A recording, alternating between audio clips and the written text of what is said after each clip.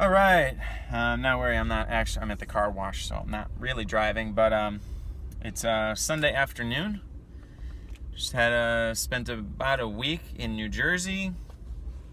Trying to think since I checked in and made the last video. Did a show on Wednesday night.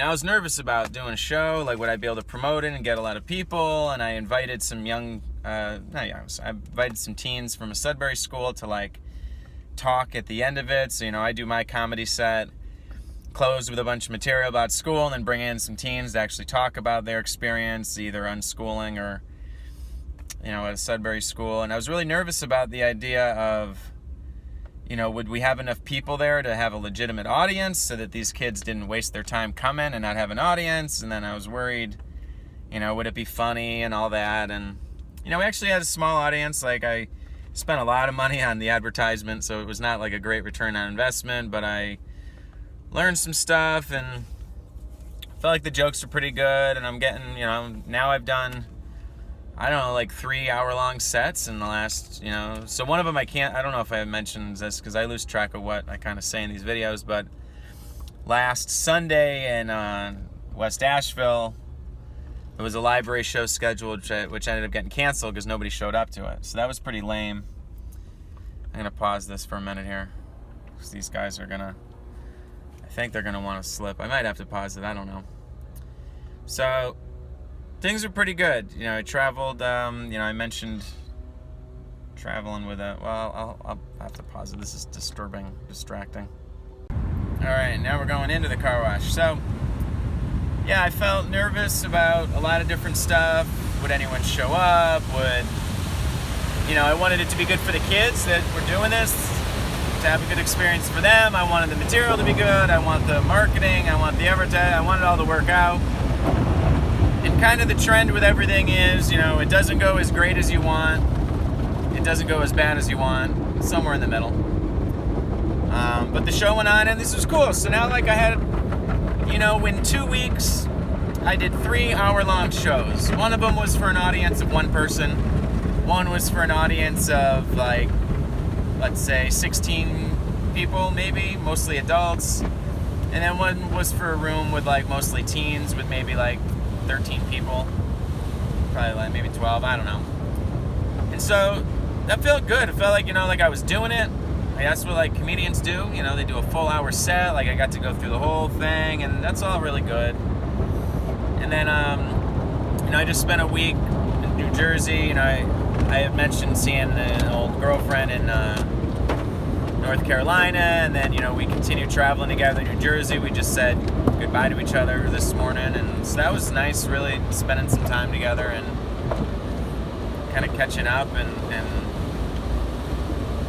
having some conversations that, were not super easy conversations to have, and so that was good.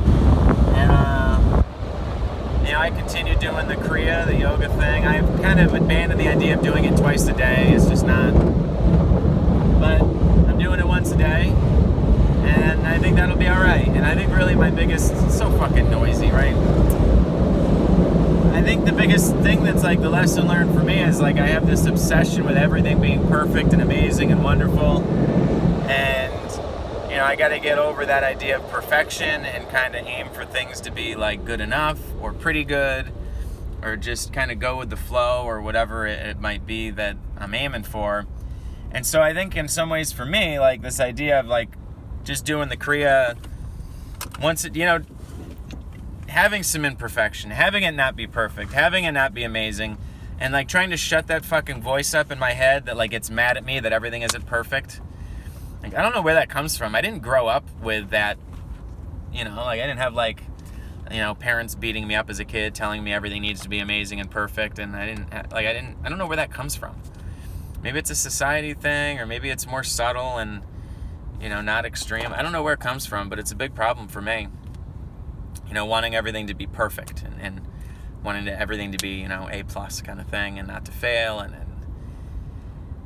so I feel like I'm very much aware of that. When I was at that yoga retreat, it was this fucking voice was constantly you're wasting your time, this is not going to work.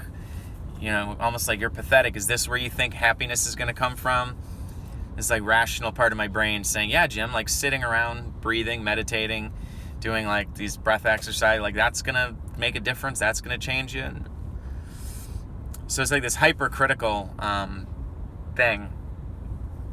And so I feel like I'm making some progress. I feel like joy and happy and all this stuff. Not necessarily, but I feel like kind of fulfilled with what I'm doing. I'm going to the Alternatives Conference today. I'm driving down to DC, and I'm going to spend a week at that.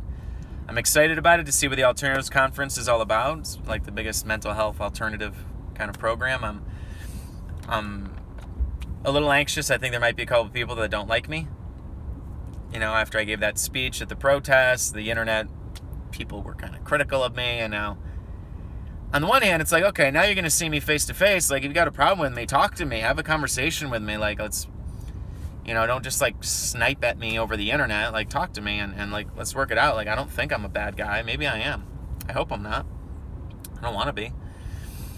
So I'm nervous about that. And then like, I got sort of asked to do a stand-up comedy set at the conference. And then they said, oh, well, actually, could you host our open mic? And we'll kind of give you, like, prioritized billing on it. And then I looked at the program, and I'm not mentioned at all. So I'm, like, kind of curious if that was an accident, if they didn't like the things I have to say. Is it because of what happened at the that, like, very self-conscious part of me is wondering, oh, did somebody not like... I mean, it's their program. They don't have to, like, let me do anything at all. So I'm grateful that they're giving me the opportunity to do anything. But if there was something behind the scenes that went on where they said, oh, well, we can't have Jim do too much because he's outspoken or he says the inappropriate thing, or maybe he's not funny. That could be it. He's just not good. Can't have him doing too much because he sucks. I kind of want to know. And then I'm going to apply in a couple days for this executive director position for Mind Freedom. I don't know that I'm the best fit. I've led a lot of organizations, but I don't think any of them have been successful.